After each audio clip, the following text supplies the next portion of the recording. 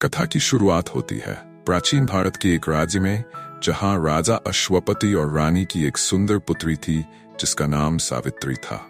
वह न केवल अपनी सुंदरता के लिए प्रसिद्ध थी, बल्कि अपनी बुद्धिमत्ता, धैर्य और धर्म के प्रति निष्ठा के लिए भी जानी जाती थी।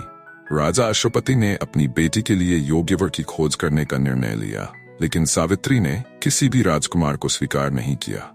उनका मानना था कि सच्चा प्रेम वही होता है जो दिल से जुड़ा हो।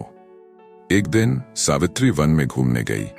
वहां उसने सत्यवान को देखा और उससे प्रेम कर बैठी। तभी उसे एक साधु की आवाज सुनाई दी जो एक गुफा में तप कर रहे थे।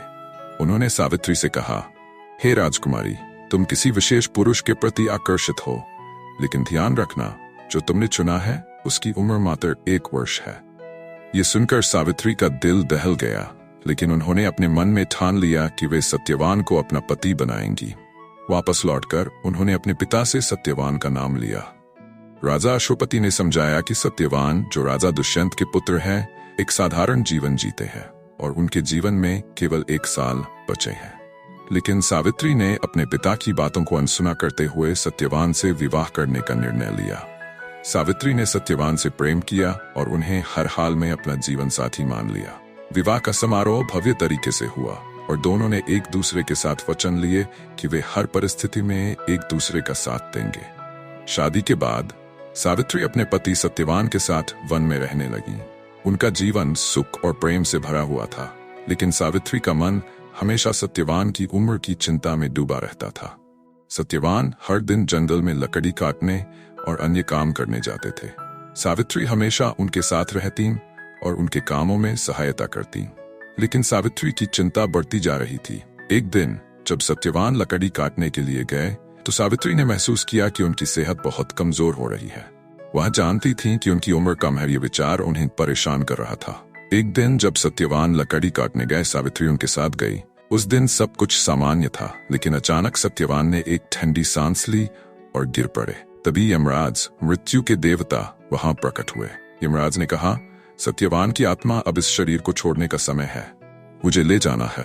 सावित्री ने देखा कि उनके पति की स्थिति गंभीर है और उनके दिल में एक भयंकर डर पैदा हो गया। सावित्री ने यमराज से कहा, कृपया मेरे पति को मत ले जाओ, मैं तुमसे प्रार्थना करती हूँ, मुझे इसे सहन करने का कोई तरीका बताओ।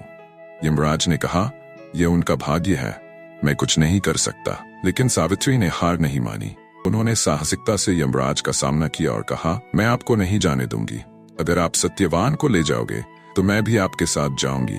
यमराज ने उनकी दृढ़ता को देखा और कहा, तुम मुझे रोक नहीं सकती। सावित्री ने अपना संकल्प और भी मजबूत किया और कहा, यदि तुम सत्यवान की आत्मा को ले जा रहे हो तो मुझे भी इसे सहन नहीं करना होगा।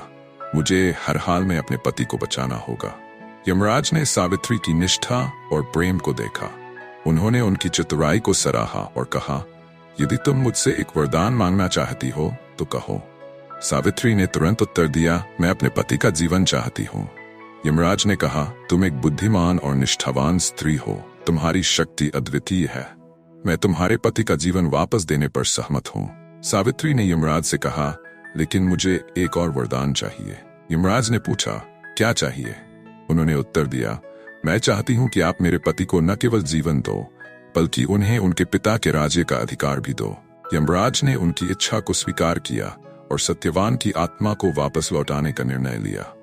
सत्यवान ने अचानक एक गहरी सांस ली और उठ बैठे। उनकी आंखों में चमक लौट आई। सावित्री ने खुशी से अपने पति को गले लगा लिया। यह प्रेम और निष्ठा की विजय थी। उन्होंने कहा, मैंने तुमसे कभी भी दूर होने का सोचा भी नहीं था, मेरे प्रेम ने हमें फिर से जोड़ा है। सावित्री और सत्यवान की यह कहानी केवल प्रेम की कहानी नहीं है, बल्कि यह हमें यह सिखाती है कि सच्चे प्रेम में बलिदान, निष्ठा और साहस होता है। ऐसे ही वीडियो देखने के लिए मेरे चैनल को सब्सक्राइब करें। धन्यवाद।